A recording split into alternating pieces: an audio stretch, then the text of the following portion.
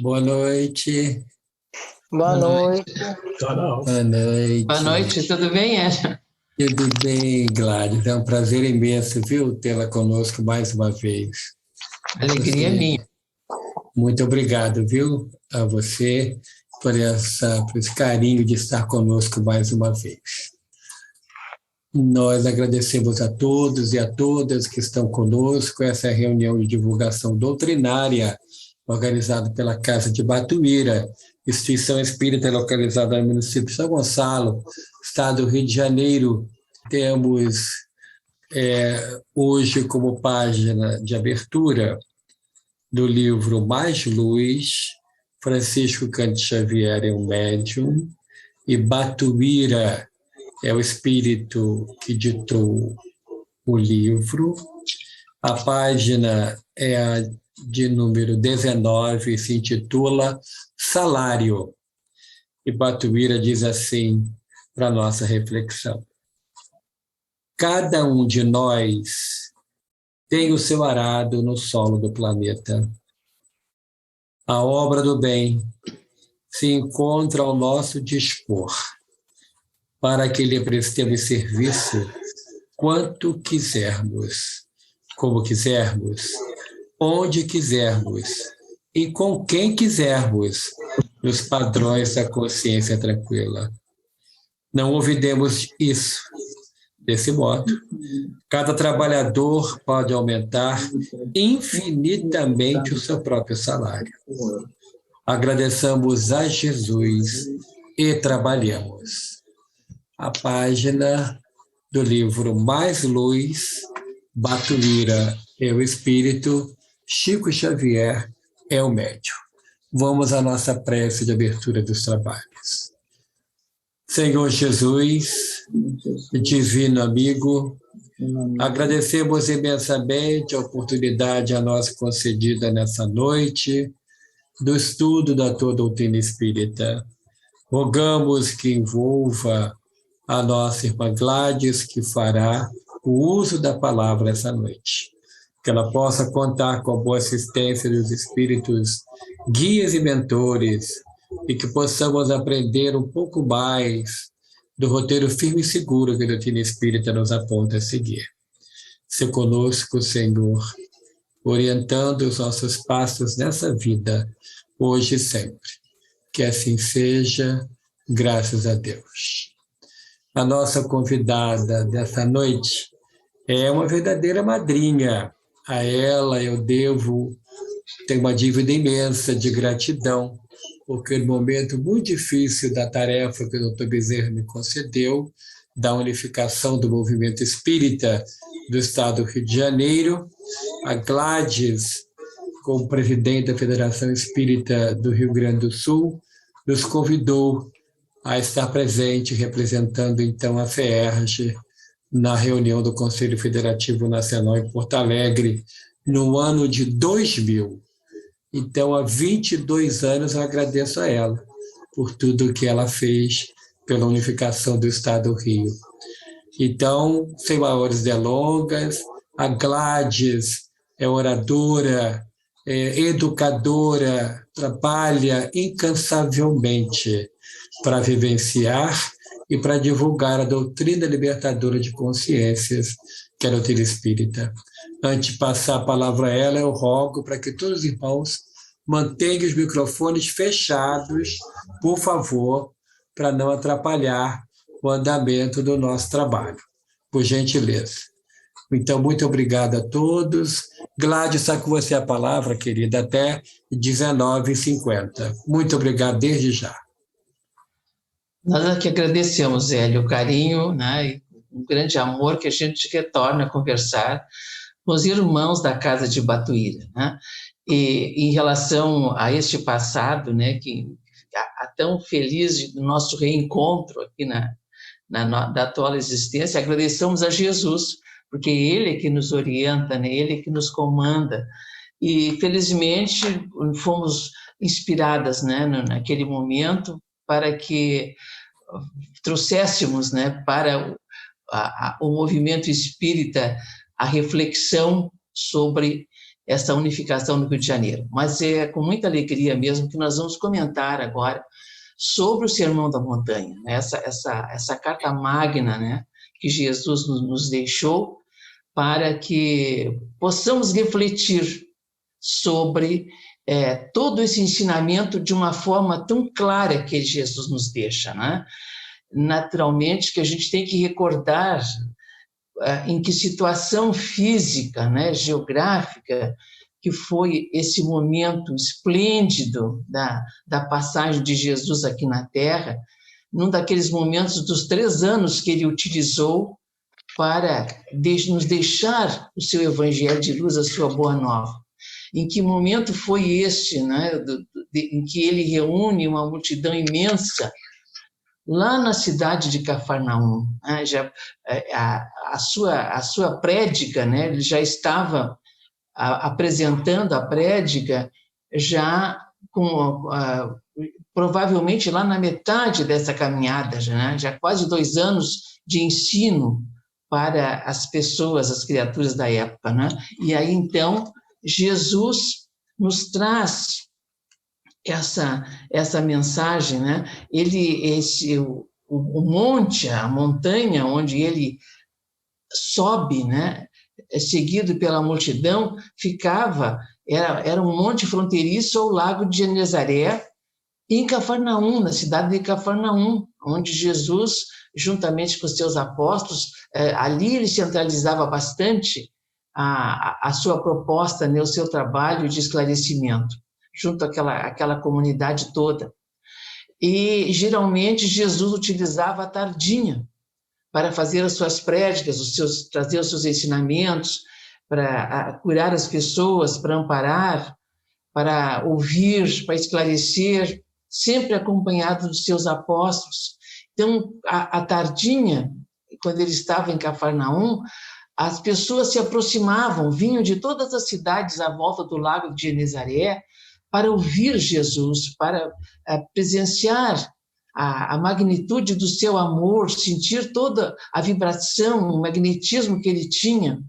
E então as pessoas vinham atraídas, né, pela sua mensagem de luz e aceitavam realmente de que ele era o Messias esperado, né, por 1.500 anos para chegar no povo judeu.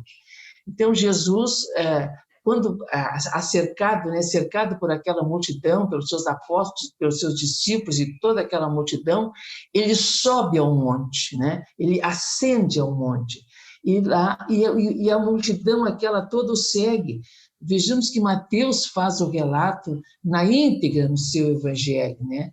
E Jesus, então, na subida ao monte, é seguido por aquela multidão. Em cima, na parte mais alta, ele se assenta e aquela multidão toda se acomoda na relva daquele monte para ouvi-lo, né? E aí, então, ele traz a carta magna, né, o código das leis divinas, com uma beleza imensa, com uma profundidade muito grande, com equilíbrio. Naturalmente que a mensagem que ele trazia não era a esperada pela maioria da época, né? Não era esperada pela maioria da época. A liberdade para o povo eleito, para o povo judeu, tinha um outro significado. Eles pretendiam se libertar do jugo do Império Romano que os dominava, atrozmente, com cobranças de impostos, de taxas, e também os judeus, eles queriam também se libertar desse jugo, né? E queriam ter forças, esperavam um Messias que viesse com muita força, com muita energia para expulsar os romanos, né, e assumir o poder no povo judeu, em que eles pudessem, inclusive, subjugar os outros povos, espezinhar os adversários. Então, Jesus vem com uma proposta de luz, né? O Sermão da Montanha é uma carta de alforria, de libertação do sofrimento, mas com decretos de amor e de paz, não de violência, não de força, né? Jesus legisla com muito amor, né? Muita doçura. Ele louva os sofredores, os deserdados, né? Os pobres, os injustiçados, os oprimidos, os obsessos, né? Os loucos, né? E explicando que estes é que vão herdar a terra, o céu, vão chegar à plenitude se vencerem a si mesmos. Então, nessa carta magna, né, Jesus propõe o autoconhecimento. E toda essa estrutura dessa orientação, ela está muito atual, porque Jesus propõe, né, a supremacia do homem, né, a supremacia do bem, do homem bom contra o belicoso, contra aquele que é violento, né, que luta contra toda essa situação, e ele vai, então, buscando, né, na suavidade desses artigos do Código do Monte, ele faz uma inversão dos valores que eram aceitos na época, e que hoje também nós temos dificuldade, muitas vezes, de compreender, né? Porque Jesus, ele vai abençoar o sofrimento, ele lamenta os fomentadores das misérias humanas, né? Os violentos, os dominadores que não têm pena, que não têm amor no coração, né? E porque os amigos de Jesus eram justamente essas pessoas pobres, essas pessoas oprimidas, doentes, né? E aí nós vamos ver com a nossa irmã Amélia Rodrigues, pela psicografia do Divaldo Pereira Franco, né, pelos caminhos de Jesus, o que ela vai nos colocar, não é? Os que porfiarem até o fim no ideal do amor herdarão a terra da felicidade, no país dos sentimentos nobres. Os oprimidos das mãos escravagistas, os pobres se enriquecerão de bênçãos, vai nos dizendo Amélia Rodrigues, né? Quando ela comenta a Carta Magna, né? Os infelizes se rejubilarão, os combalidos se apresentarão fortalecidos, caso perseverem no amor a Deus sobre todas as coisas e ao próximo como a si mesmos. Porque não há situação penosa ou infeliz, nos diz ela, gratificante ou inditosa, que no mundo não passe. Não há essa situação. Então, nós estamos de passagem, né? Todas essas situações que a gente vai passando, elas vão passar, elas não vão permanecer. E aí ela esclarece, a morte é a grande libertadora, que altera a face das coisas e, viajando nas asas do tempo, a todos alcança, conduzindo-os à consciência pessoal livre, que os situará no plano a que fazem jus na casa do Pai. Então, esta é a grande proposta, né, dessa carta magna, né, que Jesus nos deixa, né, e que Joana de Anjos justamente coloca, né, no livro Vivendo com Jesus. Então, Jesus vai nos mostrar, nas bem-aventuranças, que o amor puro e simples é a única e eficaz solução para todos os enigmas e conflitos da vida. É essa a proposta, né? Jesus compreende que o vencedor é aquele que supera a sua inferioridade moral, que se apequena para que os outros cresçam e se desenvolvam.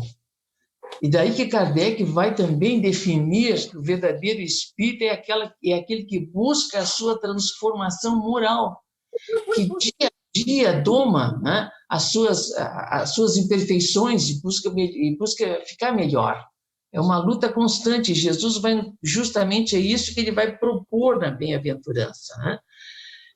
E Jesus, com as bem-aventuranças, ele nos lança para o futuro. Na verdade, o significado, né, da bem-aventurança, no hebraico que ele falava, é avante, avance, né? Avante. A colheita será no futuro, de acordo com o nosso esforço de agora. Então, a bem-aventurança tem essa característica, né? Jesus nos mostra qual é a situação que estamos passando aqui, encarnados no planeta Terra, ainda de provas e expiações, em caminho para um mundo de regeneração, né? Mas que essa alegria, essa bem-aventurança, nós vamos alcançar no futuro. Então, a proposta é de futuro. Ele não resolvia o problema ali naquele momento. E por isso que não foi compreendido, né, pelos poderosos que não aceitaram essa proposta, né?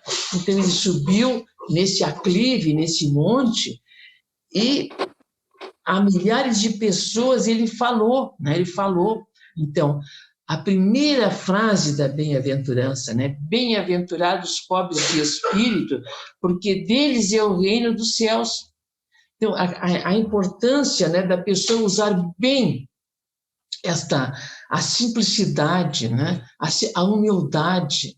O pobre de espírito é aquele que compreende que Deus é nosso Pai, é o Criador de tudo que existe, Criador de todas as pessoas, e que, portanto, todos somos irmãos, todos temos que nos respeitar, nos aceitar, caminhar juntos, uns estendendo a mão para os outros, né? e que vamos, então, nesta caminhada, com humildade, com amor no coração, superar as dificuldades, né? Jesus vai nos colocar também, e vamos encontrar também no capítulo do Evangelho segundo o Espiritismo, que Kardec fala sobre a missão do homem inteligente na Terra. Então, isso é uma humildade realmente, quando a pessoa tem mais conhecimento, mais cultura, é favorecido mais pelas circunstâncias da vida, esta pessoa tem por missão esclarecer, orientar, ajudar, né? A transformar essa situação em que muitos vivem de penúria, de sofrimento, de dor, de ignorância. A pior escravidão é a da ignorância.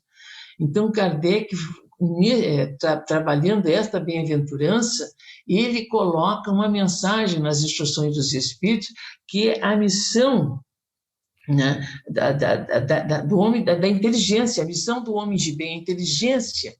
Como é que deve ser essa missão, né? De levar o conhecimento, esclarecimento, e vejam que Kardec enaltece ainda, naquela época, o intelecto, o conhecimento intelectual. E hoje nós compreendemos as dimensões muito maiores da inteligência humana, né? Que são as emoções, os sentimentos, são as inteligências múltiplas, é a inteligência moral, é a inteligência espiritual. Então, à medida que quem conhece mais, compreendendo esse chamamento dessa bem-aventurança, é aquela pessoa que vai ensinar, vai mostrar o caminho, né? Vai dar a mão. E aí, então, Jesus coloca, né, a segunda bem-aventurança, a segunda frase, né? Bem-aventurados os aflitos, porque serão consolados. E justamente é a situação mais difícil, né, que se vive num planeta de provas e expiações, é a aflição. E este capítulo do Evangelho segundo o Espiritismo, Allan Kardec trabalha essa bem-aventurança, é o segundo capítulo mais longo. O maior é o 28º, o último, né? Mas o outro mais longo é este capítulo 5º, onde nós vamos perceber que é necessário, né, a coragem, a resignação. Bem-aventurado o aflito não é aquele queixoso e veterado que está sempre se queixando, que está sempre agitado, né, que está sempre inconsolado, que está sempre depressivo, que revoltado. Não é essa aflição que Jesus coloca, né, que será consolada. É aquele aflito que tem coragem, que tem resignação, que compreende por que está passando por aquele desafio, né? Ou é uma tarefa para que ele possa evoluir melhor, ou ele está resgatando o seu passado. Então, esse aflito enfrenta a aflição com coragem, com resignação, mas de forma ativa, né? Não se neutraliza. A terceira bem-aventurança que Jesus coloca nesse momento, no Sermão da Montanha, é: bem-aventurados os mansos e pacíficos, porque no futuro, na pátria espiritual, né? Eles herdarão a terra. Bem-aventurados os mansos e pacíficos. Pô, herdar a terra, será que realmente vai valer a pena? E realmente vai, porque a terra ela vai se transformando para um mundo de regeneração, onde vai predominar o bem, aonde a situação vai ser muito mais positiva. Então, herdar a terra, não, e também herdar a terra dos seus sentimentos, da sua modificação, né? Então, esse pacífico, né, que vai herdar a terra, é aquele que vai saber, e que já está aprendendo agora, a administrar a sua vida com autocontrole, né? Com harmonia. É aquela pessoa que é dócil, que não fica agitada, que não se torna violenta, né? E estes são essas pessoas que já conseguem hoje se exercitar para ser o pacificador, que no futuro retornaremos para esse ponto, né? Essa escola no ponto no universo importante que é o planeta Terra, numa outra situação, né? E depois Jesus vai falando, bem-aventurados os que têm fome e sede de justiça, porque serão saciados. Fome e sede de justiça. Vejam que proposta atual, né, que Jesus está colocando aqui nessa bem-aventurança, né? Avante esses que estão hoje, né, sofrendo a injustiça, porque desgastados muitas vezes pelo sofrimento, mas com coragem, porque este bem-aventurado, ele hoje tem uma confiança em Deus muito grande, né? Ele tem fé, ele se utiliza da oração, ele se utiliza desse momento de conexão com Deus, com os espíritos superiores, com seu anjo guardião, para aurir energias, para aurir forças por todos os problemas que está passando no momento, né? E hoje, com tanta veemência, estamos vivendo esses momentos de injustiça, né? Que parece que faz parte agora desse final, né, de desafios que a nossa humanidade está vivendo, né? Então, é aquela pessoa que busca no silêncio, no recolhimento, né, na meditação, aurir as forças necessárias para continuar, né, enfrentando todas essas dificuldades. É aquela pessoa que busca também aurir junto à natureza, como a própria Amélia Rodrigues nos coloca, né? Que quando nós estamos assim extremamente saturados, né? Parece que as nossas energias se desgastaram, que nós não vamos mais ter condições de superar as dificuldades que estamos passando, né? Que nós temos que procurar um local, né, arborizado, um pequeno local de natureza, né, de uma natureza viva, seja mesmo embaixo de uma árvore, e ali vamos respirar fundo, vamos orar, vamos ser gratos a Deus por este planeta, por essa escola extraordinária que Ele nos oferece, né? Nós nos recordamos muito, né, deste conselho da Amélia Rodrigues, quando trabalhávamos na fase, na Fundação Socioeducativa, nós dávamos aula na escola que tem lá dentro, né? E também fazíamos a evangelização dos jovens. Por 8 anos trabalhamos com essa proposta de levar a evangelização na fase e também lecionávamos, né, a história, a geografia, inglês, conforme a necessidade, né, da escola, e ensino religioso. E quando nós saímos do trabalho com aqueles jovens delinquentes que estavam cerceados de liberdade, era tão a atmosfera psíquica era tão pesada que nós saímos assim murchinhas.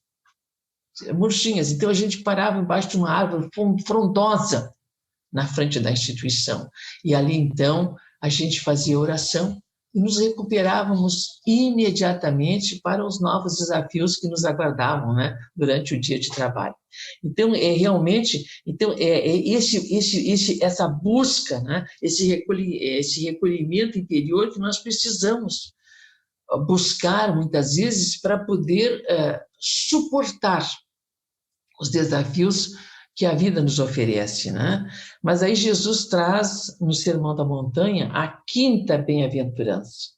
Bem-aventurados os misericordiosos, porque receberão misericórdia. Vejam só, né? Agora é a relação com o outro, com a outra pessoa, né? A brandura, a indulgência que nós temos que ter para que, com todos aqueles que nos cercam, que muitas vezes não nos compreendem, né? Nos atiram pedras, nos fazem sofrer, mas a misericórdia que precisamos de agir com essas pessoas, né? Quando Jesus foi desafiado a que cumprisse a lei mosaica, né? Quando em frente à mulher adúltera que foi pega em flagrante adultério, né? Até numa situação provocada pelo próprio marido, como depois a gente vai ficar sabendo, né? E aquela mulher é lançada então em praça pública e Jesus é trazido ali para que ele diga se ela deve ser ou não apedrejada, como dizia a lei, né? Como dizia a Torá, ou se, como ele falava tanto em amor, se devia descumprir a lei. Vejam só, né? Como a astúcia daqueles fariseus, né? Provocavam Jesus. E Jesus tranquilamente, né? Escrevendo ali no chão os adjetivos do que cada um era ali, né? Ele diz o seguinte, que cumpra-se a lei, mas que atire a primeira pedra aquele que não tem nenhum erro, nenhum pecado. Vejam se não é aqui a questão da misericórdia, né? Atire a primeira pedra e que não tem nada, né? Quem não tem ódio, quem não tem rancor, quem não errou nunca, né? Atire a primeira pedra. Então, essa bem-aventurança, né?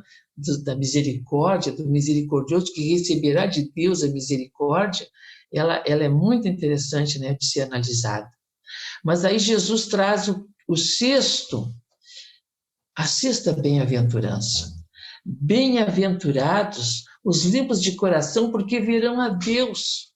Os limpos de coração, vejam só, né? Jesus está trazendo aqui bem-aventurados os limpos de coração, porque verão a Deus.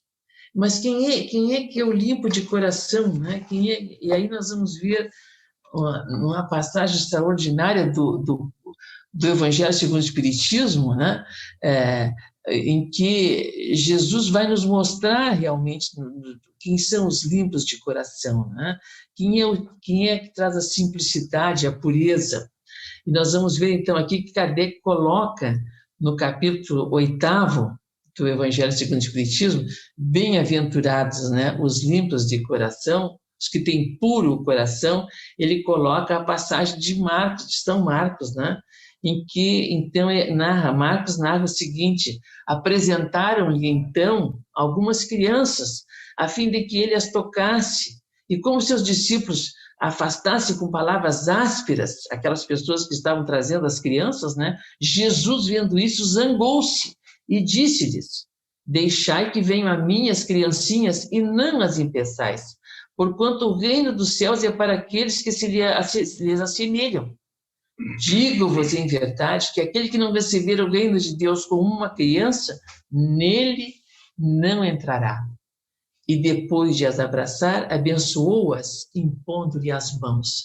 Então vejamos aqui a importância, né, desse emblema da infância, que todos nós passamos quando reencarnamos, né? Nós nos tornamos criança com simplicidade, né? E trazemos nesse momento da infância, e por isso que Jesus alerta que devemos trazer essa criança interna que temos dentro de nós, porque essa criança, na fase infantil, o espírito reencarnado, por mais problemas que ele tenha de vidas anteriores, e por mais que venha aqui resgatar, na verdade, essas ideias que formam o seu caráter estão adormecidas temporariamente, e a criança realmente é inocente, é pura. Todos nós que reencarnamos passamos por essa fase. Daí a importância da fase da infância para a gente encaminhar bem a criança, né? Esse espírito imortal, porque ele tem condições de aprender nesta fase. E Jesus, então, compara, né, os simples de coração, os limpos de coração que verão a Deus, compara com a criança, né, com a criança, com a inocência e a pureza da criança. E onde é que anda essa criança que cada um de nós fomos, né? Por que nós não resgatamos essa pureza, essa inocência, né? Essa ação sem preconceito, né? Pura. Então, é da gente refletir sobre essa questão, né?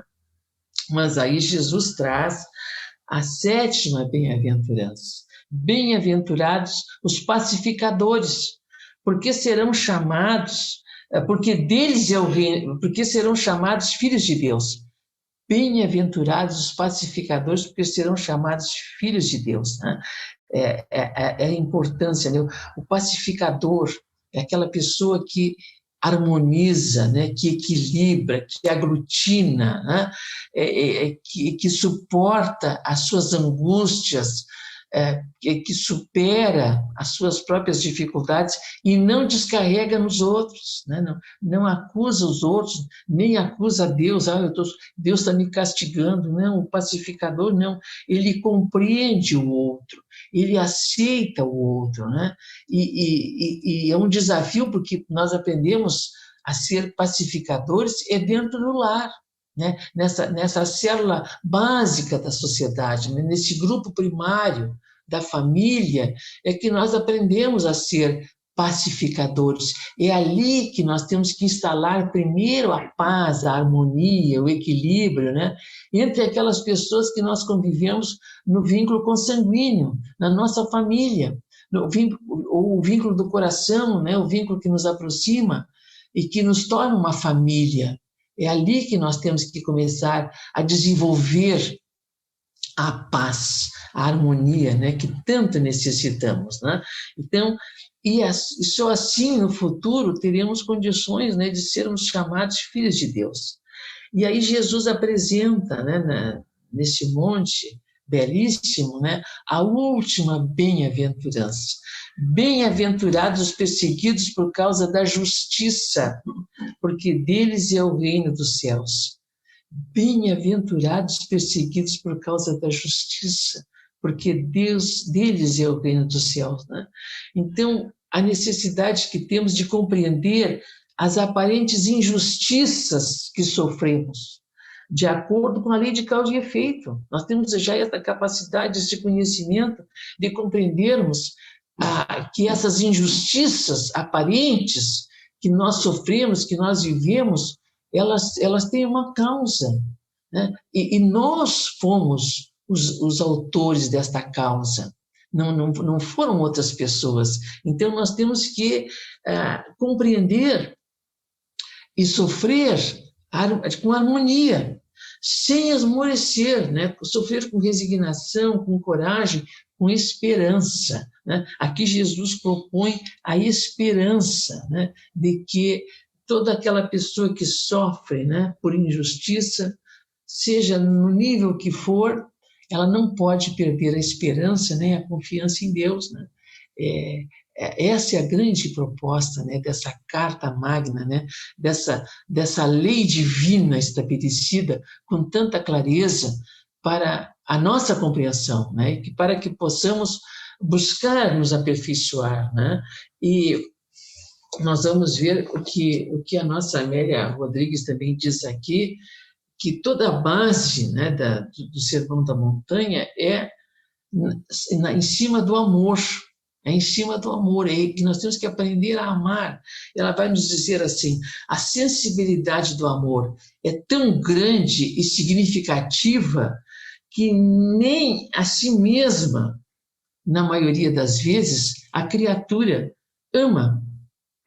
Nós não nos amamos, nós temos dificuldade de nos autoconhecer, né?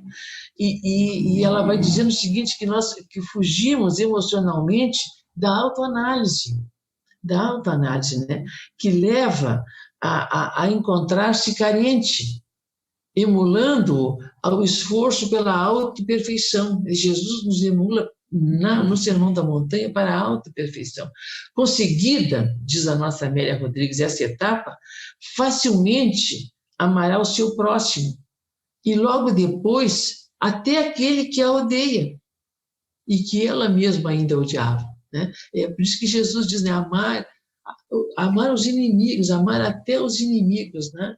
Então, esta é a grande proposta, né, da Boa Nova, né, que Jesus nos oferece. Mas nós gostaríamos de, como falamos da importância da fase infantil, né, nós gostaríamos de trazer aqui, mais uma vez, para a nossa reflexão, o livro, né, O Sermão da Montanha para Crianças. O Sermão da Montanha para Crianças. Uma obra muito bonita, né, feita por duas evangelizadoras aqui do Rio Grande do Sul, de Porto Alegre, né, a Donatella Dourado Ramos e a Maria Isabel Arruda, em que elas trazem, né, essa proposta das bem-aventuranças para a linguagem infanto-juvenil, né? Como é que nós vamos trabalhar essas bem-aventuranças na evangelização, na família, né? Na própria escola regular, né? E eu vou trazer um exemplo aqui, justamente da sétima bem-aventurança, como é que elas propõem aqui o trabalho para que a gente possa entender, né, como é que se dá esse trabalho, né? Bem-aventurados os pacificadores, porque eles serão chamados filhos de Deus. E aí elas iniciam com uma história, porque a linguagem simbólica da literatura, ela fala a emoção, a nossa emoção. Imagina a emoção da criança e do jovem, né? Quando eles ouvem uma história. O ensinamento perpassa de uma forma muito mais agradável. Por isso que Jesus usava a parábola, porque através da linguagem simbólica, a lição moral é muito melhor assimilada do que se fosse na linguagem racional, intelectual. Então, elas contam a seguinte história, né? Era um domingo ensolarado. As salas da evangelização estavam repletas de crianças e jovens. Mas o que os evangelizandos não sabiam é que todos os evangelizadores haviam combinado lançar uma campanha de pacificação a partir daquele dia. Mas o que é isso? O que seria isso? Né? Vamos voltar, então, para compreendermos essa situação há uma semana atrás. Quando terminou a aula de evangelização no domingo anterior, a coordenadora da Infância e Juventude pediu para que todos os evangelizadores ficassem mais um pouco após o término das aulas, porque ela precisava conversar com eles. E aí ela explica, pedi a reunião de todos vocês na nossa amada Casa Espírita para tentarmos resolver um problema relatado por uma mãe no domingo passado. A mãe em questão está muito preocupada com os filhos, um adolescente e outro pré-adolescente, que apesar de frequentarem assiduamente a evangelização, eles brigam muito em casa. Tem uma animosidade muito grande e crescente entre eles, e que a mãe estava assustada, porque já não sabia mais como agir. E eles, porque brigavam muito em casa. E como resolver essa questão? A mãe propôs para a coordenadora da evangelização, né? Como é que ela ia resolver essa questão? Aí a orientadora explicou ali para os evangelizadores que ela explicou, né, que todos, né, trazemos de vidas anteriores problemas pessoais, amigos ou inimigos, né, que nos reunimos em família, explicou sobre a questão da família, né? Explicou, também sugeriu que a mãe fizesse o evangelho no lar, nem que fosse uma vez por semana, né, uma hora certa, junto com os filhos, e que a coordenadora iria pôr a família, os filhos, aquela mãe, no endereço da casa para o apoio espiritual que a casa oferecia. E aí, propôs para a mãe que a mãe voltasse para conversar na semana seguinte. E aí deu a pergunta, e agora, evangelizadores, o que nós vamos fazer? O que você sugere? Pensaram. E um evangelizador falou assim, bem, me ocorreu sugerir a todos os ciclos da infância e da juventude uma campanha de pacificação que duraria um mês. Mas como é que seria essa campanha? Perguntaram todos. E ele disse, seria assim, a campanha duraria todo o mês de novembro, iniciando no próximo domingo. Todos os alunos teriam que passar todo o mês sem brigar, olha a proposta, sem discutir, sem reclamar, ajudando todos que precisassem, em casa, na rua, na escola, aonde eles estivessem. E o mais importante de tudo, não poderiam contar para ninguém que estão participando dessa campanha. Seria um segredo, né? E no primeiro domingo de dezembro, faríamos uma avaliação geral, disse ele. O que acham? Todos gostaram da ideia, né? Todos gostaram da ideia. E aí, então, a coordenadora disse, não, então eu vou avisar a mãe que aguarde até dezembro para uma análise final, porque a mãe frequentava um ciclo de pais que funcionava paralelo à evangelização. Então, naquele domingo repleto de alunos, né, foi dada a largada da campanha da pacificação, e todos os alunos, os evangelizandos, gostaram, e prontamente aderiram à brincadeira. Vejam só, né? A brincadeira. Fariam o possível para evitar qualquer atitude menos fraterna durante aquele mês de novembro. E com o passar das semanas, muitos pais passaram a elogiar os filhos da reunião do ciclo de pais, que aconteciam simultaneamente com as aulas de evangelização. Sinal de que a campanha estava em pleno vapor. Quando chegou dezembro, no primeiro domingo, junto com o encerramento das atividades da evangelização, foi revelada aos presentes a avaliação da campanha. Então, foi isso que motivou as crianças e os jovens a modificarem tão radicalmente as suas atitudes em casa, na rua e no colégio? Perguntaram os pais, né? Então, após a apresentação, né, artística de cada ciclo, a coordenadora do trabalho solicitou a cada criança e o jovem que continuassem a campanha ininterruptamente, que aproveitassem o mês de dezembro e os meses seguintes, né, para pôr a prática, né, da pacificação diariamente.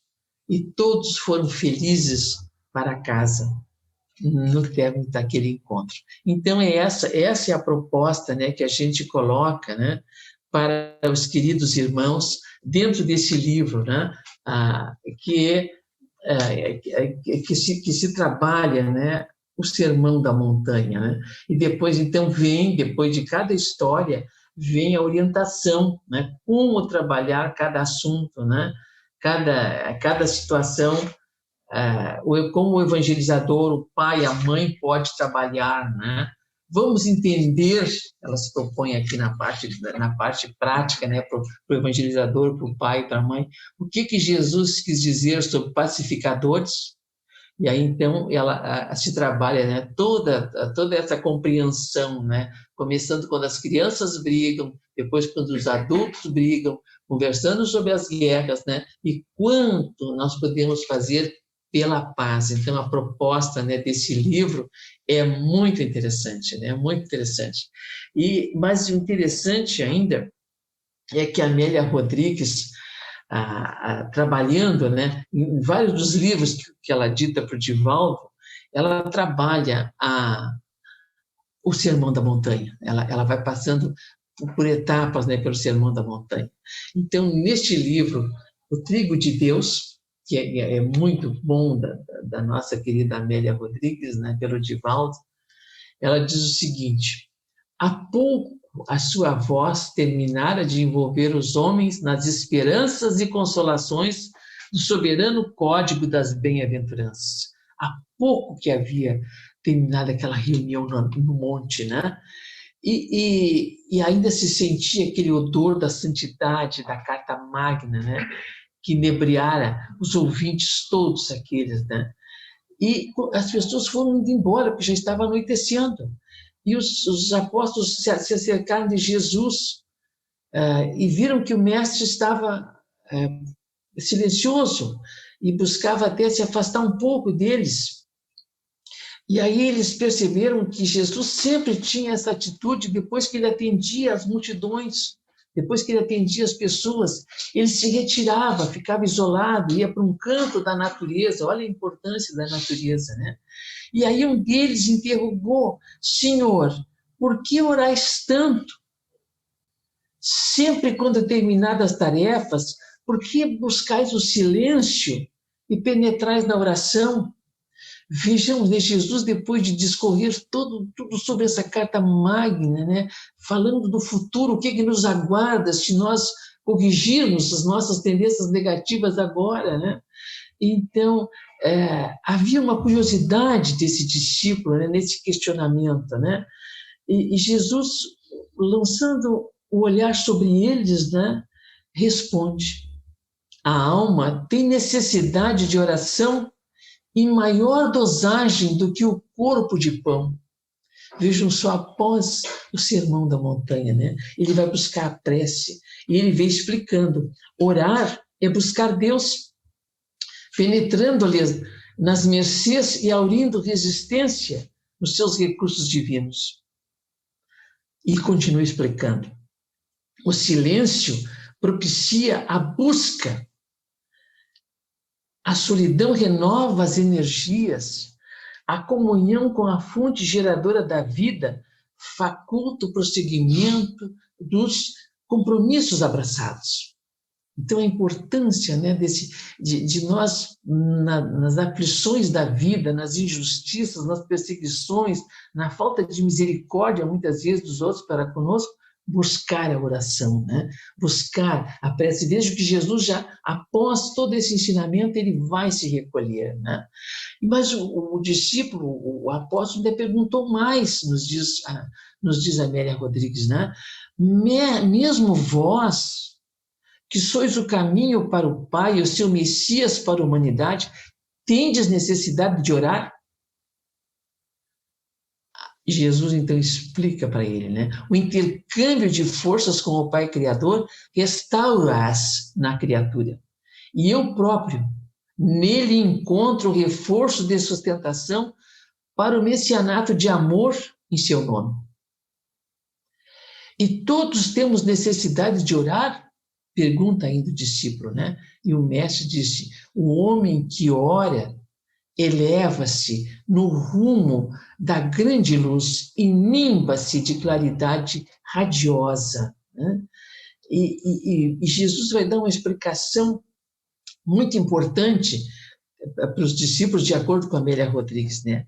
Ele vai dizer o seguinte: o ministério da oração, olha, o ministério da oração é um dos mais delicados setores da espiritualidade superior, exigindo hábeis servidores que se encarregam de registrar as solicitações em preces, selecioná-las e cuidar do seu atendimento conforme a procedência de cada emissão de onda mental.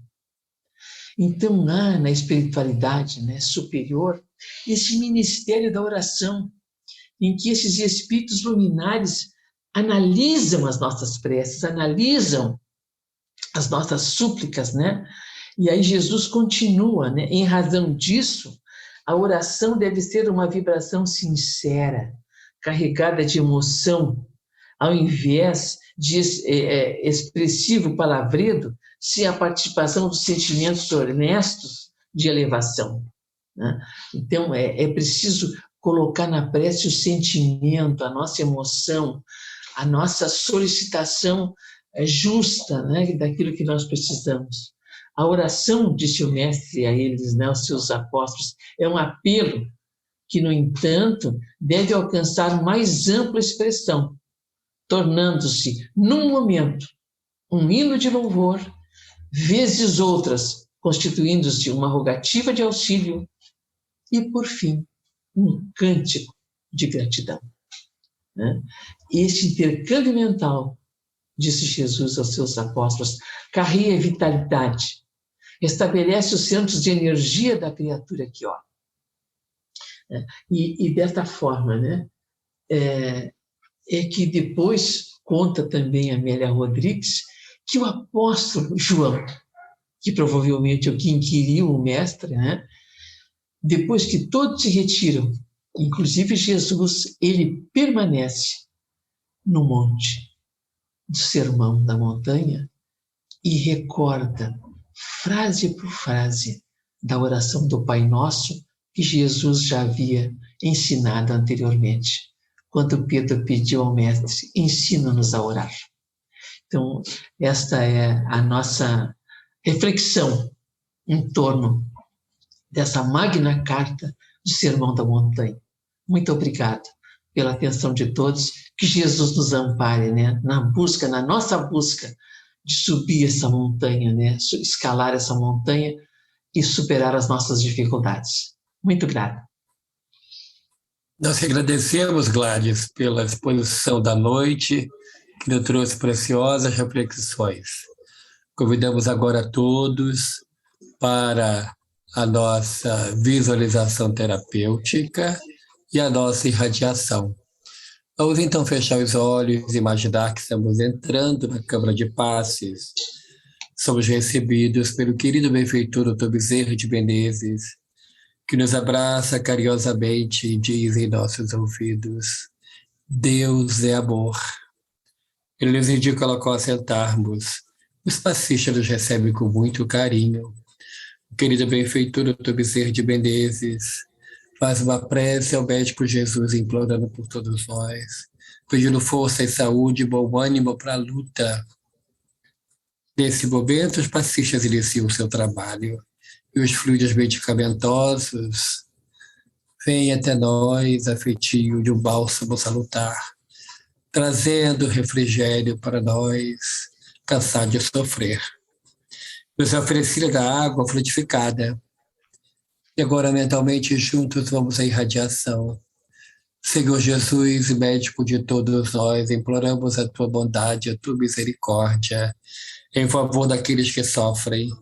Pedimos, Senhor Jesus, que possa abençoar.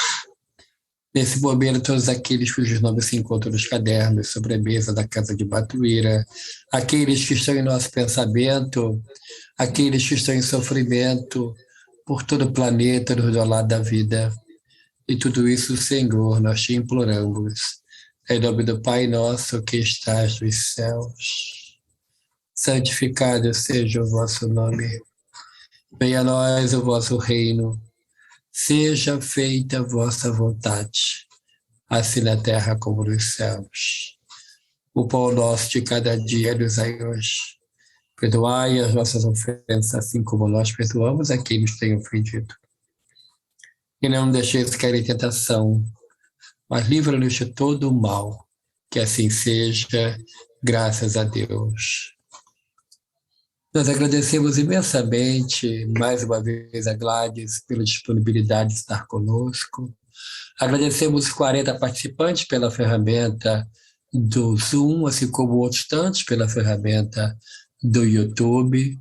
Convidamos a todos para amanhã estarmos juntos, às 15 horas, nosso momento de oração. Que Deus nos abençoe abundantemente, nos dê saúde, nos dê paz, nos dê harmonia, e que tua santa misericórdia possa envolver a cada um de nós, hoje e sempre. Muito obrigado a todos, fiquem com Deus. Gladys, um beijo em todo mundo aí, fica com Deus, tá?